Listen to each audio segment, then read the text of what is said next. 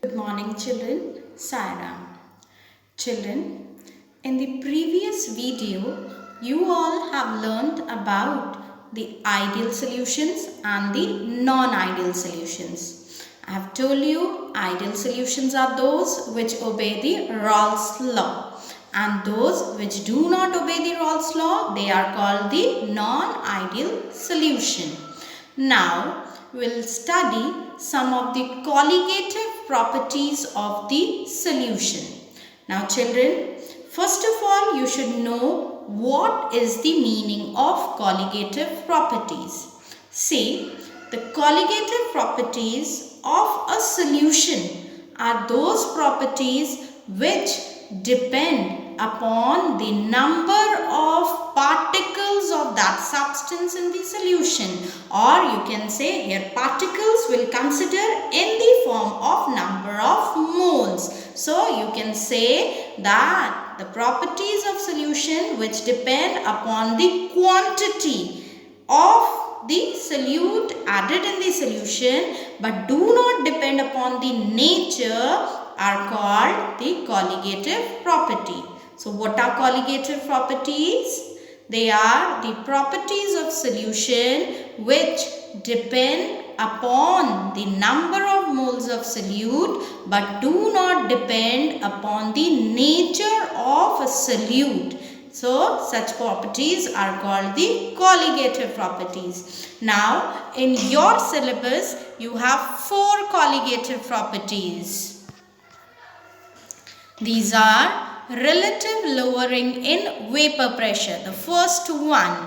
Second is elevation in boiling point. Third is depression in freezing point. And the fourth is osmotic pressure. Now children, we have to study these 4 colligative properties in detail, and on the basis of these 4 colligative properties we have to calculate the molar mass of the non-volatile solute. Suppose a solution is being made by using a solute and a solvent, but you are not knowing the name of the solute that is added. Now by using these colligative properties you can calculate the quantity of solute added, and you can also calculate the molar mass of the non-volatile solute. So why we are studying the colligative properties? We are studying these 4 colligative properties in order to find out the molar mass of a non-volatile solute. Now, first of all, we'll start with the first colligative property, that is called relative lowering in vapor pressure. Children, you have to remember all the 4 colligative properties depend upon the molar mass of solute. Now, the first one, that is relative lowering in vapor pressure. What does it mean? See children, you all know that whenever a non-volatile solute, non-volatile means a solute that cannot evaporate. As it cannot evaporate, that means it cannot contribute to the vapor pressure. Now, relative lowering in vapor pressure means when a non-volatile solute is added to a solvent, the vapor pressure of the solution, the resultant solution, will always be less than that of the pure solvent. That means when the solvent was present alone, the vapor pressure was more. But if a non-volatile solute is added to the solvent, the vapor pressure decreases. Now why and how is the vapor pressure decreasing? See.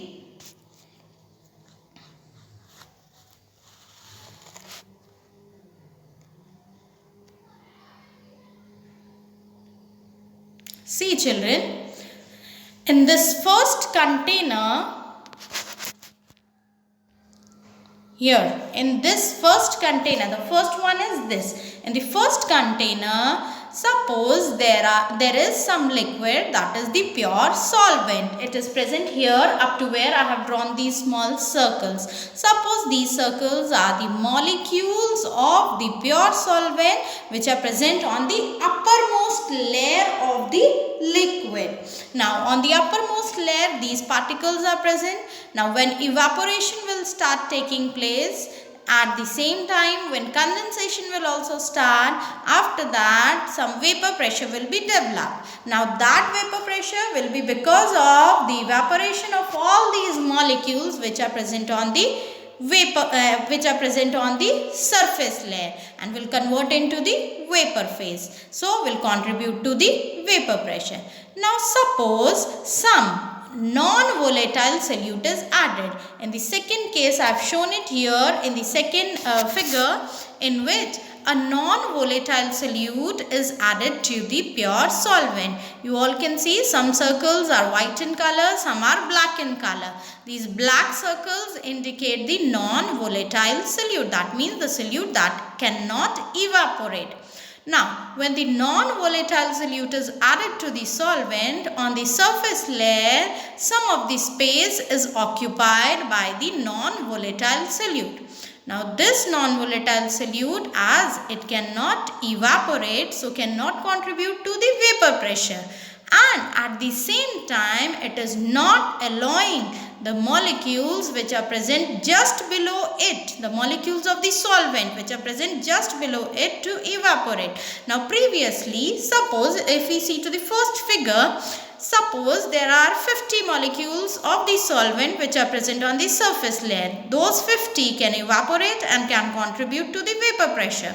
But if non-volatile solute is added, coming to the second figure, if non-volatile solute are added, again 50 molecules are present on the surface layer, but out of those 50, 25 molecules, suppose 25 molecules are of the non-volatile solute, then only 25 molecules of the solvent are present. So previously 50 molecules of solvent were able to evaporate and can contribute to the vapor pressure, but now only 25 molecules of the solute can evaporate and can contribute to the vapor pressure. So obviously the vapor pressure of the solution will be less. This is called the lowering in vapor pressure. Now see what is the meaning of relative lowering. Now you all can see here it is written. See, the vapor pressure of solution, the PS, is equal to PA plus PB. That means the total vapor pressure of the solution is always equal to a bit is contributed by solvent and a part by the solute. Suppose A is the solvent and B is the solute. Now PS will be equal to PA plus PB. That means the partial vapor pressure of component A plus partial vapor pressure of component B. Now you all know that component B is a non-volatile solute. That means it cannot evaporate. As it cannot evaporate, that means the contribution of PB will always be 0. Now PA, as you all can see, is equal to P naught A zeta A. PB ultimately is equal to 0 because it is a non-volatile solute. So obviously the vapor pressure of solution will be equal to only P naught A zeta A. Now this difference of P naught A minus PA. P naught A was the vapor pressure of the solvent in the pure state and PA is the vapor pressure of the solvent in the solution. Now P naught A minus PA is called the lowering in vapor pressure, and you know that PS is equal to P naught A zeta A.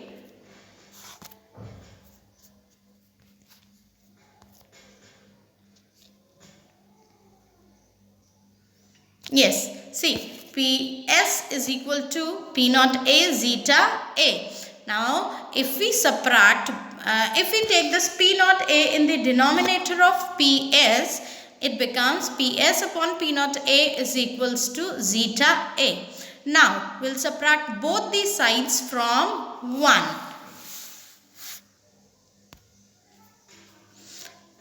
Now, see, if we subtract both these sides from 1, it becomes 1 minus PS upon P naught A is equals to 1 minus zeta A.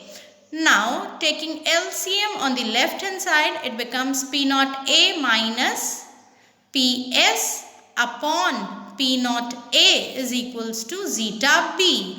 How it is zeta B? Because 1 minus zeta A is equal to zeta B. So, this P naught A minus Ps upon P naught A is termed as a relative lowering in vapor pressure, which is enclosed inside the box, and as it is a colligative property, so it is equal to zeta B, that is the number of moles of solute. In the beginning only I told you that the relative lowering in vapor pressure is a colligative property, and colligative properties depend upon the number of moles of solute. So, the first colligative property we have done today is relative lowering in vapor pressure and is equal to P naught A minus Ps upon P naught A and is equal to zeta B, that is the molar mass of non-volatile solute. Now children, I have told you why we are learning the colligative properties in order to calculate the molar mass of the non-volatile solute. Now children, we can now determine the molar mass of the non-volatile solute. See how we will calculate the molar mass of non-volatile solute?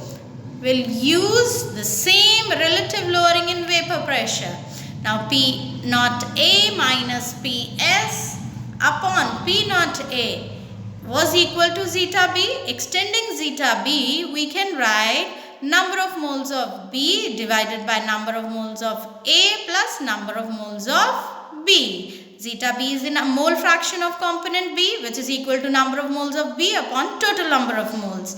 Now see this NB, that is the number of moles of B, which is present in the denominator. It can be neglected as we are learning the properties of dilute solutions. Now dilute solutions we are learning, so we can neglect NB in denominator because the quantity of number of moles of B will be very less. Now it becomes extending this NB, that is number of moles of B. In the next line I have written, it is WB upon MB divided by WA upon MA.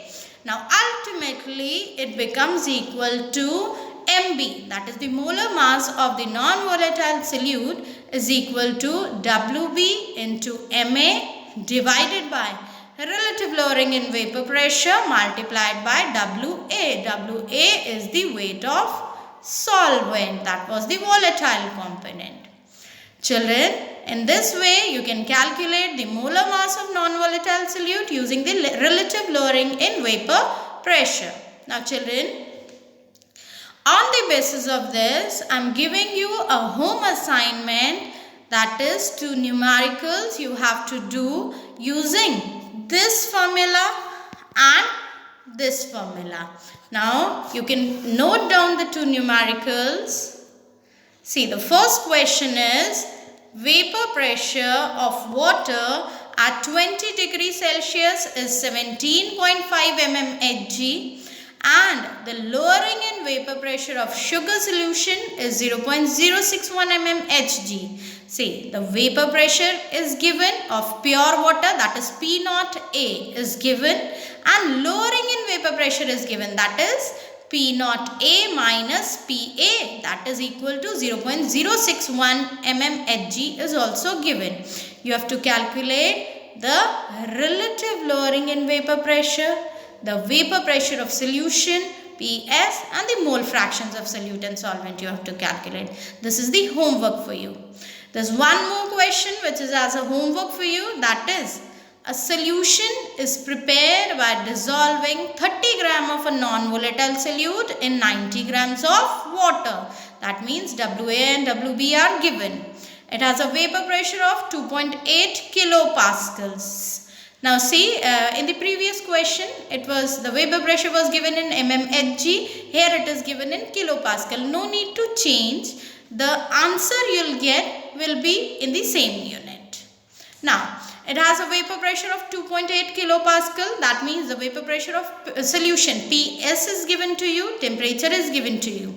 Vapor pressure of pure water is also given to you, that is 3.64 kilopascal. You have to calculate the vapor pressure of the solute. Now children, these two questions you solve. In the next presentation, we'll be solving these two questions. I'll let you know if you are not able to do. First of all, you try it yourself. Thank you. Have a nice day.